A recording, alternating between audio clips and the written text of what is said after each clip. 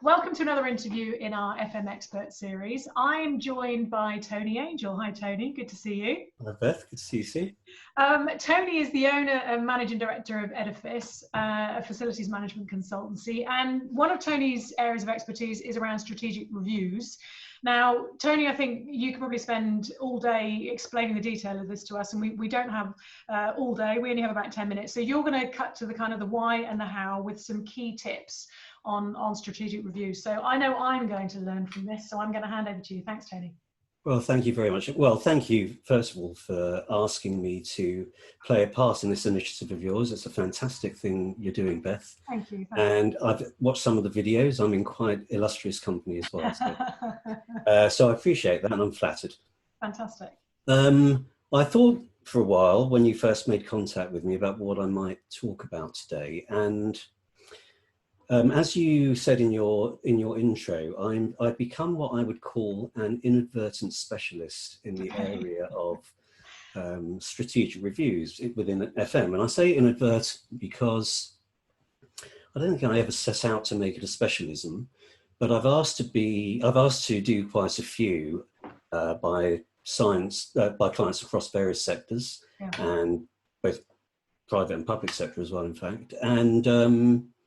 And what I've learned in undertaking these different projects is that the critical path for these reviews tends to look very much the same, no matter what sector and what organisation you're working in. And so, given that a lot of peers and colleagues have asked me how I go about it, and I've been a little reluctant at times to tell them, I thought that actually, I can just give an overview, and it needs to be an overview because it's quite a complex area of activity, but I can give an overview which might at least help people to understand what the whole sort of, what it consists of in terms of scope and what the key objectives tend to be, and then make a decision as to whether they would like to go away and address that themselves in some way, because my feeling is that not enough organisations do this. It's really important for the reasons that I'll cover off in a minute. Okay, brilliant.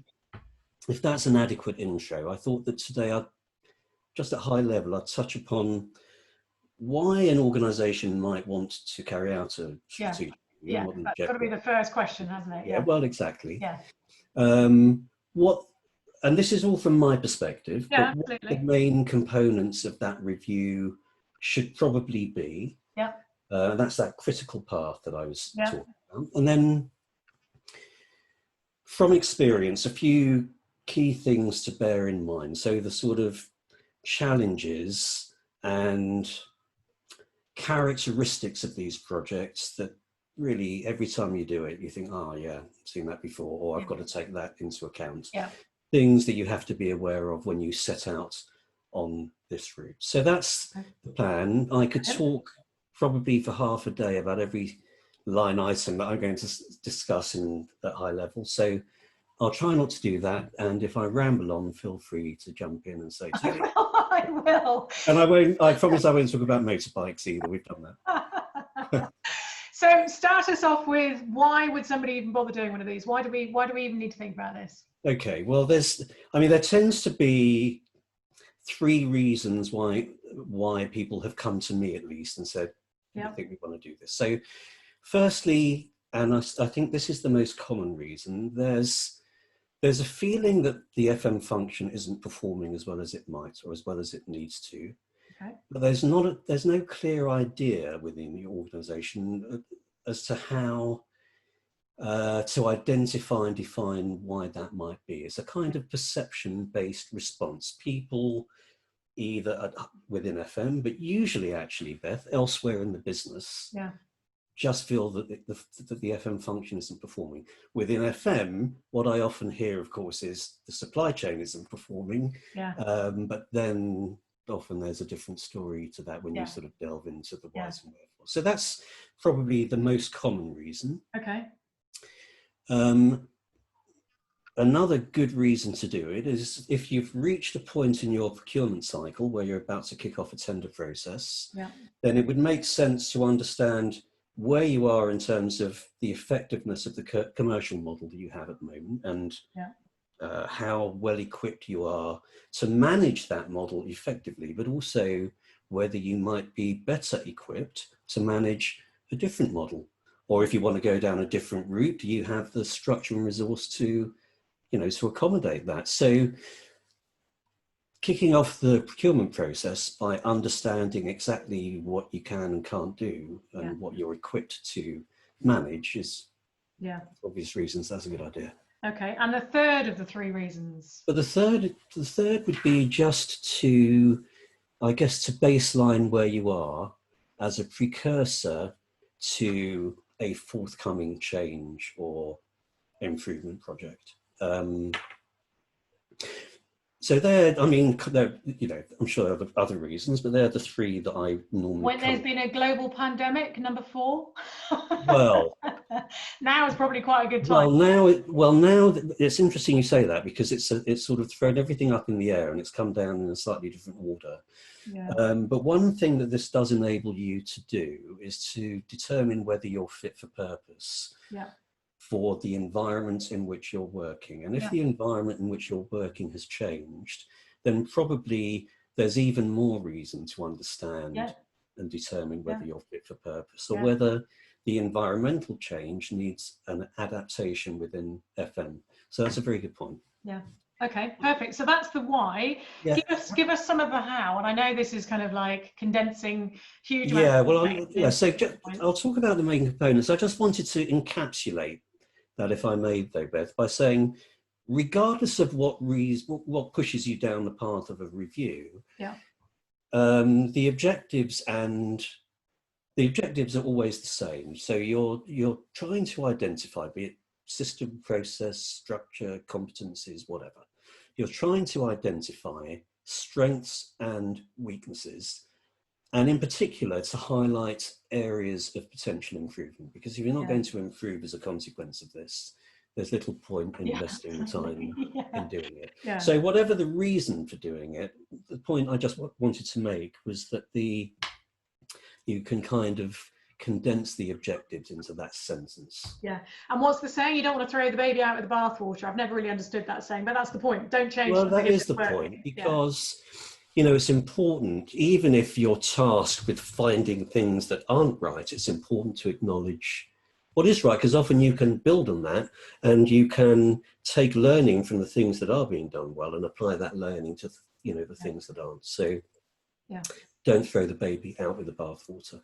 Okay, give us a quick run through the hows. I'm conscious we're already on 7.5 minutes, Tony. How did that go so quickly? I know. So talk us through some of the hows. Okay, so there are 3. So again, this is from my perspective, and people can approach this any other way that they want to, but I thought it might help if I clarify what I do. Main components in a project of this type. The first one is face-to-face engagement, and this is probably the most demanding in terms of organisation and time allocation, the most demanding element of it. Yeah.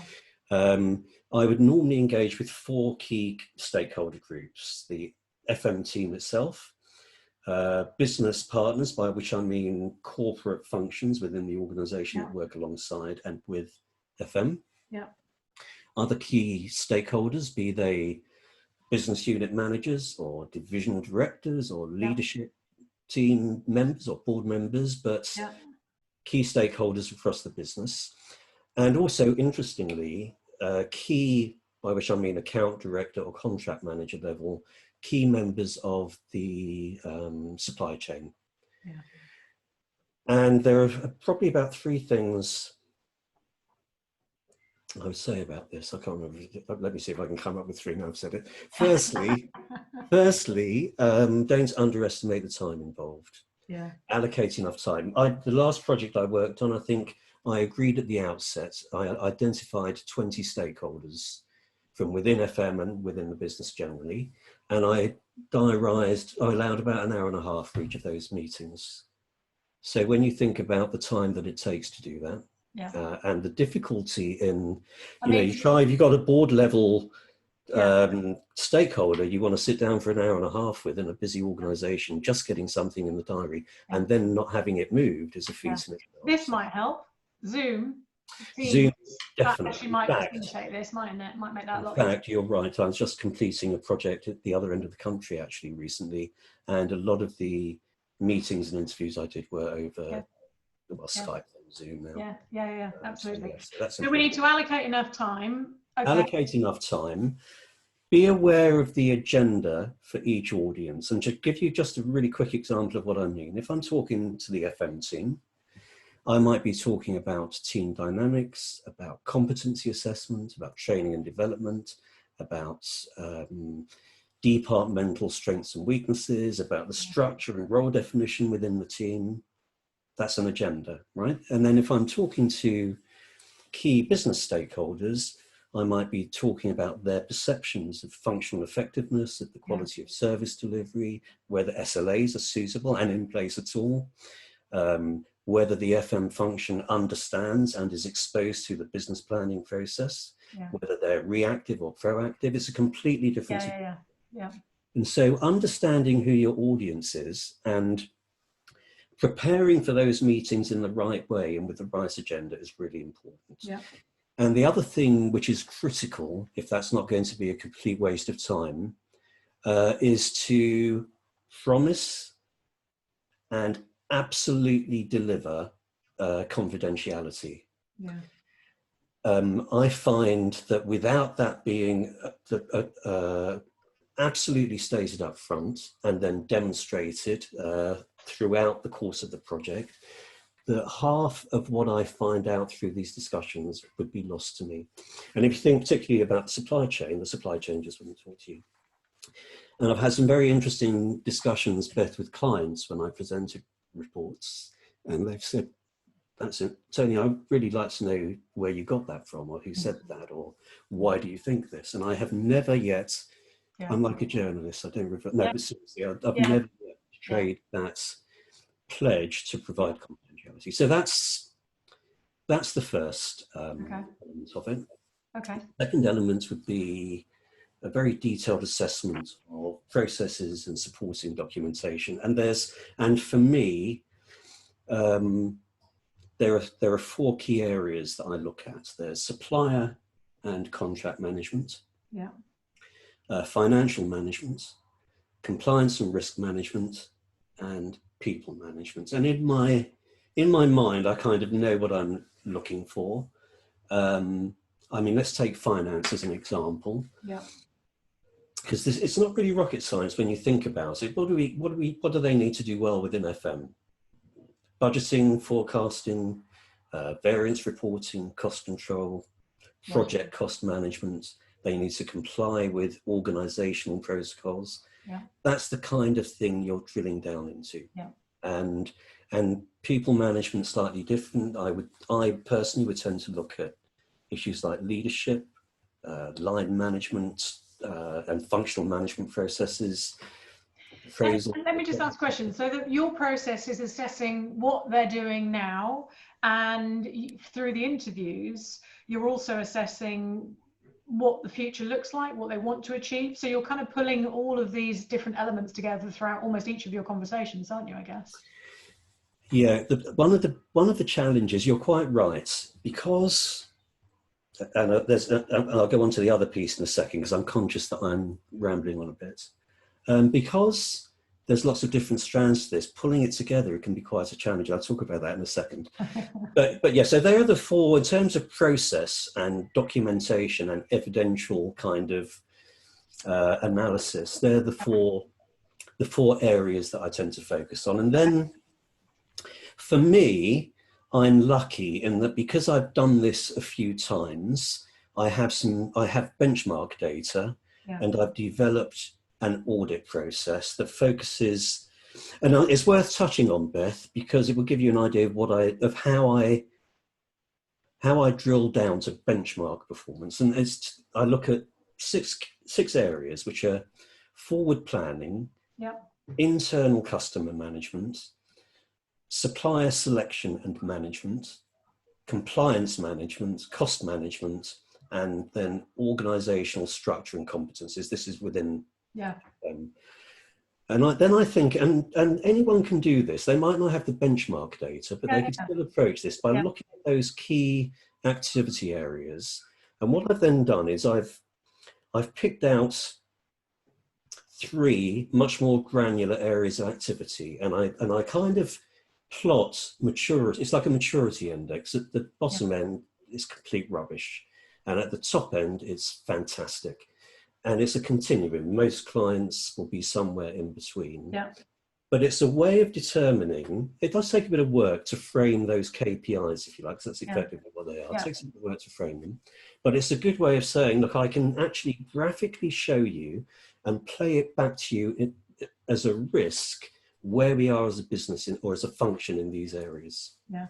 So that's the third of the 3 components. Okay. All of them can become as complex as you want to let them become. Yeah. And I could, I said, or you said earlier, I could chat happily about any one of them all day and probably still not be finished. Yeah, exactly. But I won't, because we've run out of time. Shall I quickly just touch on the things that are important? Yeah, give us a summary of it. Yeah, sum us up. Yeah. So key things to bear in mind. Yeah.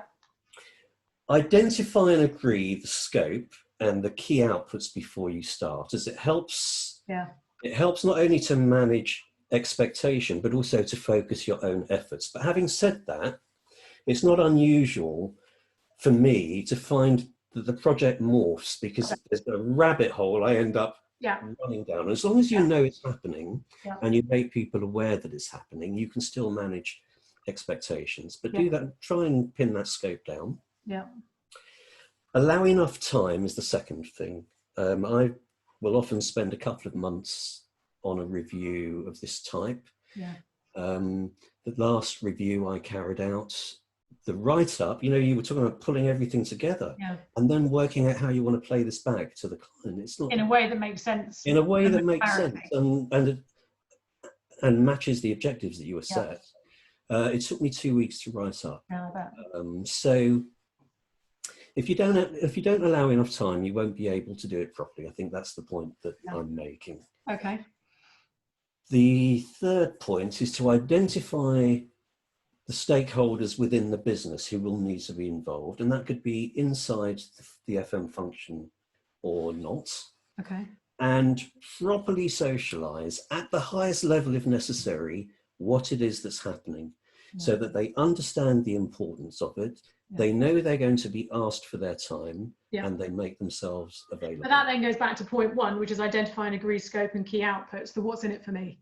If you've got that, it's then easy to have that conversation. Absolutely. But having senior members of staff really supporting what you're doing is a massive help. And they say yes when their PAs say, look, I need an hour and a half of your time for Tony or whoever's doing the review. So I'll give you half an hour. Yes, ask for 1.5 hours. That's absolutely correct. Okay, any other last points? Yes, very quickly.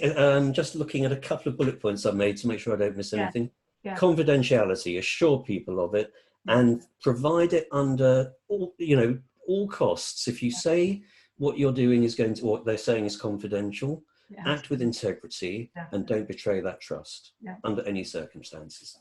And the last thing, and is something that clients sometimes have to be pushed into, be transparent. So when this report is produced, there's lots of information, some of it's quite sensitive, even potentially controversial. Be transparent with it. Share it with the FM team and use it to garner improvements and to motivate people to do better. Share it with the business, with senior stakeholders, not necessarily every aspect of it and not necessarily in the same form to each audience, but don't keep it to yourself.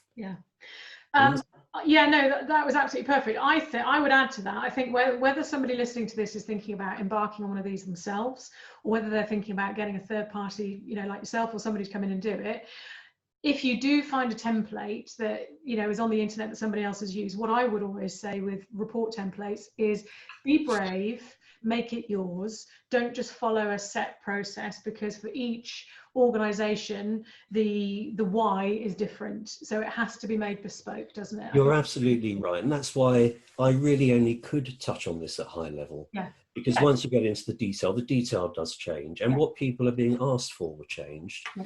But the message is don't be afraid of it. It's actually a really kind of exciting and often fun piece of work. It has challenges, of course. And I think now, Tony, is a blimmin' brilliant time for people to do this, because when is there, you know, the rug has been shaken, hasn't it? And now we need to reassess everything. No, absolutely. We are over 20 minutes, for goodness sake. Oh my God. I think, I think the quality in terms of content of what you've given us, I think people are going to find really blimmin' useful. So thank you for sharing your expertise and your time. I really appreciate it. Thanks. Thank you very much, Beth.